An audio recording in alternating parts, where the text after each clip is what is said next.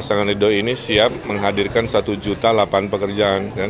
Ya kawan-kawan, tema hari ini bersama komunitas ekonomi kreatif UMKM kan, Jakarta kan harus punya gagasan ekonomi baru, dan ekonomi baru itu paling kenceng ada di ekonomi kreatif.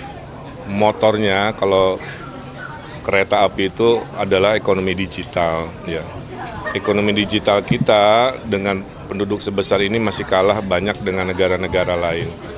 Nah, nanti tugas saya adalah mengawinkan mereka-mereka yang mau investasi dengan mereka-mereka yang punya teknologi di sebuah tempat yang difasilitasi. Makanya program paling konkret dari Ridho itu nanti working space itu, co-working kan kita gratiskan, termasuk minimal kopi-kopinya itu memang curhatan dari mereka.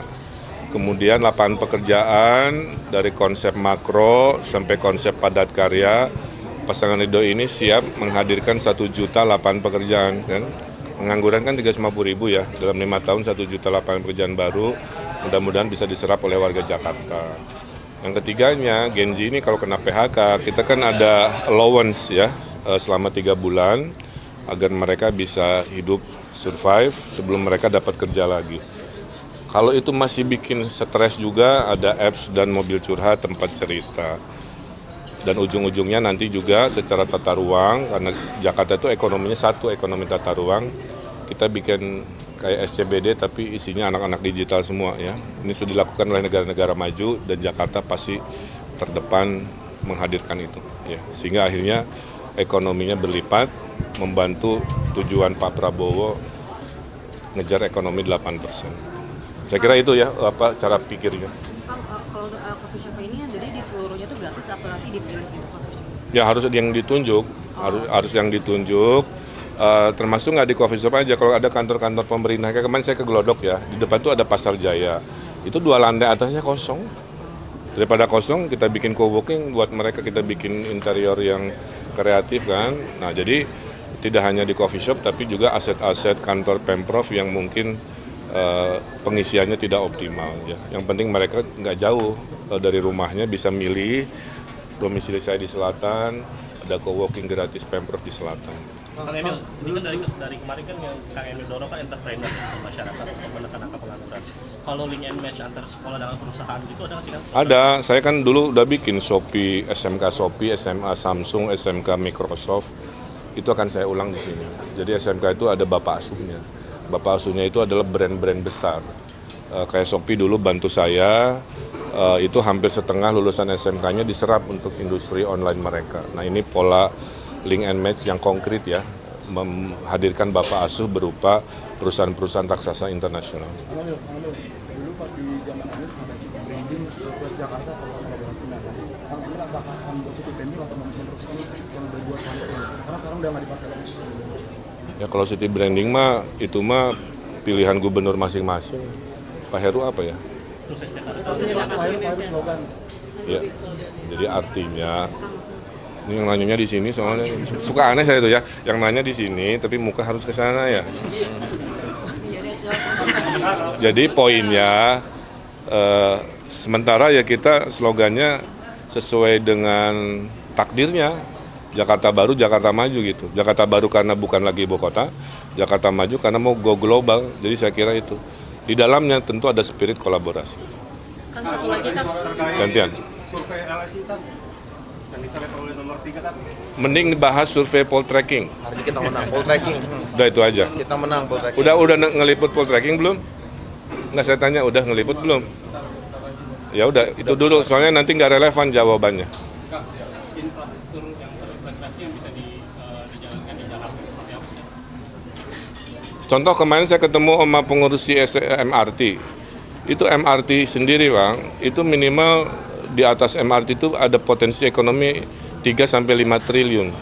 Dalam bentuk perkantoran, dalam bentuk perumahan, dalam bentuk pusat bisnis.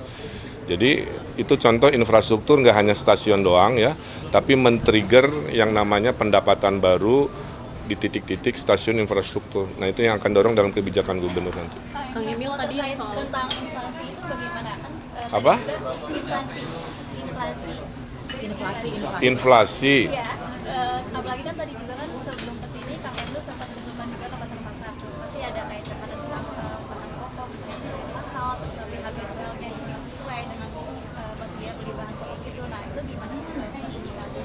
Ya, kan saya udah pengalaman 10 tahun ngatasin inflasi. Satu, koordinasi dengan tim pengendali inflasi daerah. Kedua, anggaran selalu disiapkan. Kalau harga ayam naik, harga sapi naik, itu anggaran turun untuk menstabilkan harga. Yang ketiga, kan ini program yang favorit warga hasil surveinya di Poltreking hari ini. Sembako murah, bulanan, pasar murah di kelurahan itu sangat-sangat diminati oleh para ibu-ibu, khususnya untuk mengatasi inflasi atau harga pokok yang mahal ya. Oke, terima kasih. Assalamualaikum warahmatullahi wabarakatuh. Salam sejahtera, salam Om Swastiastu, Namo Buddhaya, salam kebajikan. Dari gaya pola pikirnya, insya Allah ya, menjadi orang-orang sukses sesuai zamannya, yaitu pendidikan. Ibu kota itu mungkin butuh waktu 25 tahun. Jadi sampai ke rentang itu tidak ada banyak perubahan di Jakarta ini, kecuali status judulnya saja, bahwa ibu kota tidak lagi di Jakarta. Yang kedua, Jakarta itu kayak Singapura, tidak punya natural resources tuh. Makanya paling dekat piknik ke Puncak, naik bus sedikit ke Bandung, punya duit lebih ke Bali, kan gitu ya. Apa yang dilakukan Singapura? Dia bikin man-made destination. Ya. Nah, Jakarta juga sama. Kita harus membuat kota ini dibetahi oleh warganya, karena ada 2 juta orang weekend selalu pergi. Sebagian ada di sini. The weekend sih pikirannya mau kemana?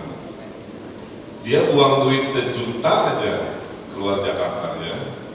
Udah 2 triliun per weekend, udah 100 sampai 150 triliun outflow di bank itu per tahun. Ya. Orang asing kalau ke Jakarta, dia spend hanya semalam, 3-4 malamnya pasti keluar Jakarta. Apa poin saya?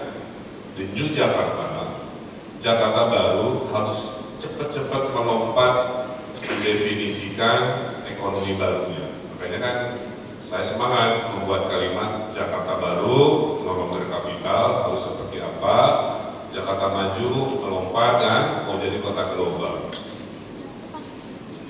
Apa itu definisi global? Pergaulan kita harus internasional, Jakarta itu harus pede, konser internasional lebih banyak, pameran internasional lebih banyak, nongkrong-nongkrong startupnya juga rada internasional harus sudah mulai dirintis. Mungkin investornya tidak hanya investor lokal, bisa juga sesekali atau lebih banyak venture capital atau investor juga internasional, menunjukkan kita market besar. Kekuatan Indonesia adalah populasinya. Ya. Hanya Indonesia di 2045 yang 70% warganya anak muda. Pertanyaannya, si 70% ini pilihannya 2, jadi mesin negara di Pak Edi, atau jadi beban negara, hobinya minta bansos. Betul? Sebelum nikah minta bansos keluarga, setelah nikah minta bansos negara. Nah, berarti apa? Si generasi baru ini harus kompetitif, harus produktif.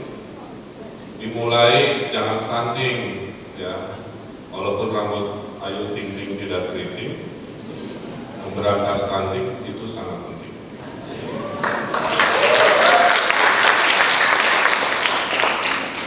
Makanya makan bergizi ini dipuji oleh orang asing. Saya ketemu beberapa orang bule. Ridwan, your president project investing to the brain of the next generation is important.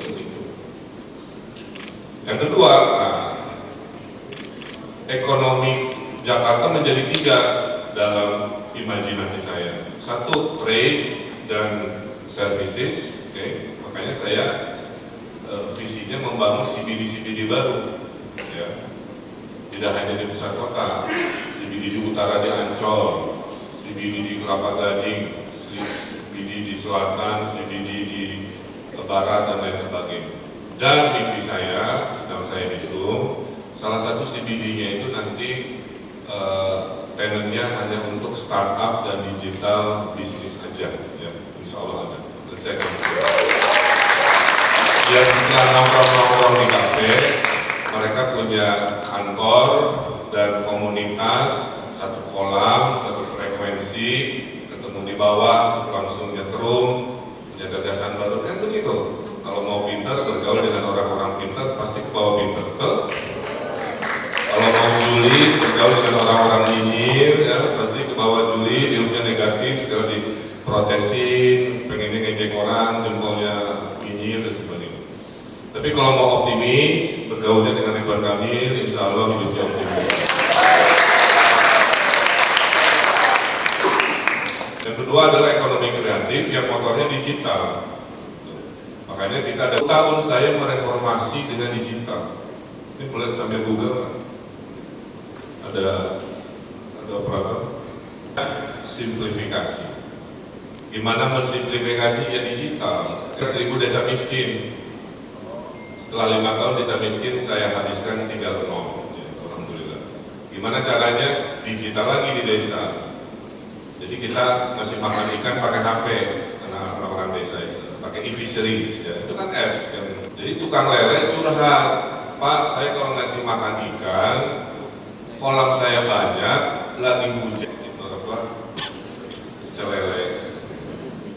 Yang dilakukan adalah IoT-nya masuk ke HP, HP dipijit, sensor bergoyang, melontar makanan. Mau 10 kolam, mau 20 kolam, nggak ada masalah. Ya. Menerapkan work from anywhere permanen itu provinsi saya sebelumnya. Terus saya memperbanyak LRT bis, saya akan mempergilirkan work from home untuk industri-industri tertentu. Senin industri media, Selasa industri hukum, gitu kan ya, Rabu apa dan seterusnya, sehingga pergerakan kendaraan bisa berkurang. Nah kembali ke yang tadi, yang konkret. Ini insya Allah ya, kebetulan saya arsitek, I know how to make it, ya gitu ya. Kantornya Pak Dr. Jansen, ya, sana tempat pamerannya. Jadi bayangkan, mengunggul di dalamnya orang ya lagi kerja, kasih ruangan, ya semua gede-gede ya, semua yang dicita-citakan ini dimudahkan. Saya kira itu ya, gagasan-gagasan terkait digital, terkait supaya kita naik kelas menjadi kota global.